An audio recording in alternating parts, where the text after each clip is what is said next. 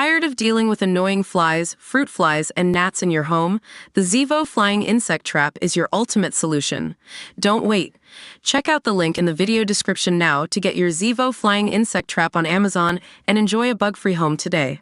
Rishi Sunak today conceded he has lost the election and takes responsibility for the huge defeat. A broken PM acknowledged that Keir Starmer had won as he nervously took a victory in his own incredibly safe Richmond Northallerton seat. The moment came after Penny Mordaunt and Grant Shapps fell victims to a brutal Tory cult tonight as Keir Starmer swept towards election victory. A glum-looking Defence Secretary suffered a Portillo moment as he was defeated by Labour in Welwyn-Hatfield by around 3,000 votes. And shortly afterwards Ms Mordaunt missed out by a similar margin in Portsmouth North, admitting the party had broken trust with voters. In his parting shot, Mr Shapps said the Conservatives had lost the election rather than Labour winning it and tried the patience of the public by being divided. And initial projections about the scale of Sir Keir's majority have been scaled back to 160 instead of 170, well short of the 179 achieved by Tony Blair. The Conservatives are expected to be slashed from the 365 MPs secured less than 5 years ago to 154. But that was an improvement from the 131 expected at first, their worst performance in modern political history. The Labour leader said change begins now as he was re-elected in Holborn Street Pancras, but his own majority was reduced by a left-wing independent. More cabinet ministers could soon follow, including Jeremy Hunt and Penny Mordaunt. Party chair Rick Holden won a desperate struggle for Basildon Balerki, emerging on top by just 20 votes after a series of recounts. Mr Sunak is expected to announce he is quitting as leader in the morning, although he would stay on until a replacement is chosen. Ex-Home Secretary Sala Braverman, at her count, said she was sorry for the behavior of her party and how it had abandoned core supporters' values. Sir Keir's ally Lord Mandelson gloated that he was gobsmacked and an electoral meteor had struck planet Earth.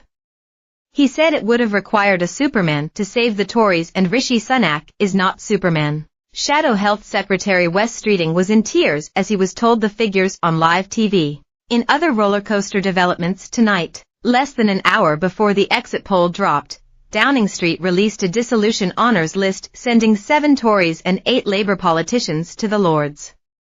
They include Theresa May, Rishi Sunak's chief aide Liam Boothsmith, Chris Grayling, and former 1922 committee chair Graham Brady. Harriet Harman and Margaret Beckett are among those on the Labour list, despite Sir Keir having committed to abolishing the upper house. A dire campaign for Mr Sunak came stuttering to a halt last night, with the PM making a series more defensive visits in the southeast. He now faces the prospect that he could be out of Downing Street by tomorrow morning. Former Scottish Conservative leader Ruth Davidson told Sky News that it looked like a massacre.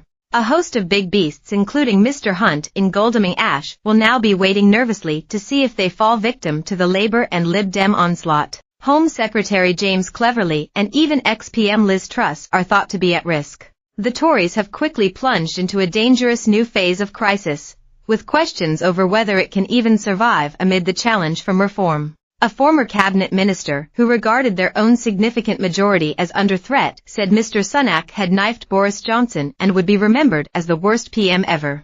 But Sir Robert gave a stark warning against the Tories lurching to the right, saying the party risked being like bald men fighting over a comb if it treated politics as performance art and tried to outflank reform.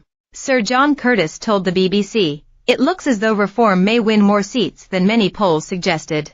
This is largely because, not only has the Conservative vote fallen far in seats they previously held, but also because reform has advanced most in areas people voted Leave in the 2016 EU referendum. However, how many seats reform will win is highly uncertain. Our model suggests there are many places where they have some, but a relatively low chance of winning." Mr Farage hailed signs of a breakthrough after reform pushed the Tories into third place in 2 early constituency results. On a video posted to X he said, "It's midnight, they're a